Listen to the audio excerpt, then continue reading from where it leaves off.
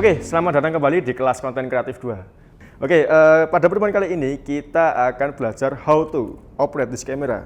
Bagaimana mengoperasikan kamera ini untuk bikin sebuah konten. Jadi sebelum itu kita akan merubah set studio dulu ini. Ya, jadi untuk mendapatkan sebuah foto produk atau video produk atau apapun itu, kita harus memperhatikan cahaya kita. Oke, jadi kita pakai kabel HDMI ini untuk menghubungkan kamera ini supaya kalian bisa lihat apa yang terjadi di kamera ini di dalam layar kalian. Jadi kita bisa lihat sama-sama apa yang akan terjadi di kamera ini ya. Oke, klik. Ya, jadi kamera sudah saya set seperti ini, bisa kalian lihat ya. Terus aku punya lampu. Dan kita ada di sini sebuah objek, ada kaleng produk ya, Coca-Cola. Oke, jadi saya punya 2 buah kaleng produk untuk latihan aja. Terus saya punya juga background, ya kan?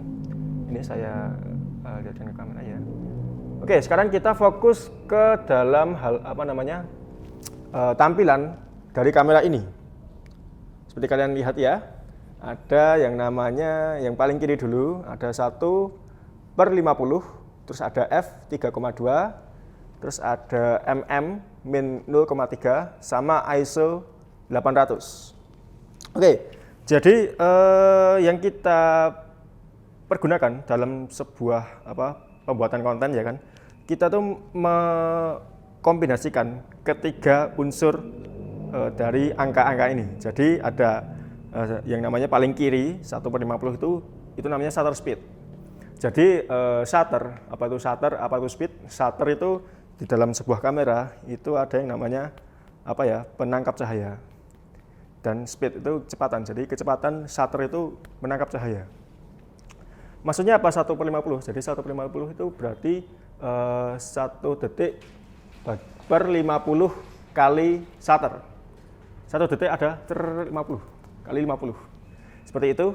Jadi semakin banyak angkanya, misalnya kita coba rubah ya di 160, 180 itu berarti 1 detik per 80 kali shutter. 80. 1 per 125 berarti 1 detik itu ada 125 kali shutter. 125. Dan seterusnya, ada sampai 300, 400, 500, 1000, bisa kalian bayangkan ya, itu cepat sekali. Terus kita beralih ke f3,2, itu namanya diafragma, atau di bahasa Inggrisnya aperture. Oke ya, jadi satuannya tuh f3,2 kalau di sini. Bisa kita rubah ke f, misalnya 2,2, 2,0, 1,7 dan lain sebagainya. Nah, coba kalian cek di handphone kalian, pasti di kalau ada spek kameranya, itu pasti kamera berapa megapiksel, terus f-nya berapa. Nah, f-nya itu ya ini diafragma.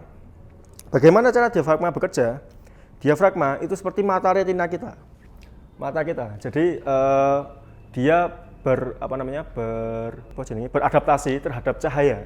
Kalau mata kita berada di ruangan gelap, itu pupil kita akan membesar. Tapi kalau untuk kita di cahaya yang terang, pupil kita akan mengecil. Seperti lensa ini. Jadi teknologi lensa itu terinspirasi dari mata kita masing-masing. Gitu ya. Dari mata kita masing-masing. Misalnya kalau gini, matematikanya gini, angkanya seperti ini. Kalau kita set ke f, banyak, 8 lah. Itu hasilnya seperti ini. Gelap ya. Karena pupilnya kita kecilkan, jadi menangkap cahaya itu lebih sedikit. Tapi kalau f-nya kita kasih ke angka yang lebih sedikit, itu pupilnya kita besarkan, makanya bisa menangkap cahaya lebih banyak, makanya lebih terang gitu ya. Oke ya, itu untuk penjelasan aperture. Jadi ibaratnya gitu, gampangnya itu mata kita, pupil gitu. Terus yang paling kanan ada yang namanya ISO. ISO ini singkatannya saya lupa. Kalau kalian mau tahu singkatannya apa, silakan Google ya. Tapi yang jelas ISO ini adalah kekuatan dari sensor untuk menghasilkan atau menangkap cahaya. Jadi ini bukan seperti mata kita, kayak kalau pengolahan atau pemasukan cahaya dari aperture itu kan dari mekanik ya, dari pembukaan lensa. Tapi kalau ISO itu lebih ke processing digital. Jadi dia memaksimalkan cahaya masuk melalui proses komputasi, melalui proses prosesornya ini ya. Nah, bisa kita lihat ketika ISO-nya saya geser ke banyak ya, ke seratusan ribu, gambarnya jadi terang sekali. Tapi kalau kita geser ke lebih sedikit, itu gambarnya lebih gelap ya. Nah, konsekuensinya apa? Kenapa kok nggak ISO-nya dibesarin terus saja Pak, biar terang terus? Ya bisa, tapi konsekuensinya adalah gambarnya yang dihasilkan akan lebih banyak noise-nya. Kita lihat, kita zoom ya. Seperti itu. Oke.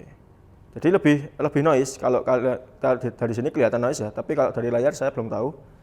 Jadi seorang videographer atau fotografer itu nggak terlalu suka ISO yang terlalu tinggi, karena hasilnya akan lebih banyak noise, banyak titik-titiknya, bahasa Jawanya burem gitu.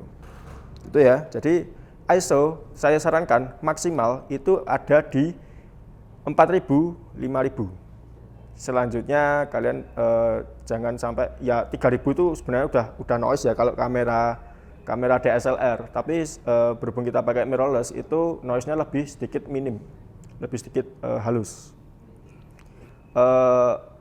4000 tapi masih gelap, ya kalian harus mau nggak mau main lampu atau mengkombinasikan dari ketiga kunci tadi ya, ada shutter speed, ada aperture, sama ISO. Udah tiga itu kalian kombinasikan akan menjadi sesuatu yang maksimal, visual yang maksimal, seperti itu. Oke, mungkin itu aja. Sebenarnya banyak sekali yang ingin saya tunjukkan, tapi karena keterbatasan alat, waktu, dan tempat, jadi mohon maklum kalau belum bisa maksimal. Mungkin lain waktu kita akan belajar bersama-sama di satu tempat atau satu kelas gitu ya. Saya pengen banget memperagakan canggihnya alat yang sudah kita miliki atau teknologi yang sudah kita bisa akses gitu ya, untuk membuat sebuah konten yang baik. Semoga kita bisa bertemu di kelas offline yang minggu lalu kita janjikan. Oke, mungkin demikian dari saya. Besok untuk tugas-tugasnya saya akan lempar di WA ya, untuk tugas kelompok dan sebagainya. Mungkin cukup sekian. Assalamualaikum warahmatullahi wabarakatuh.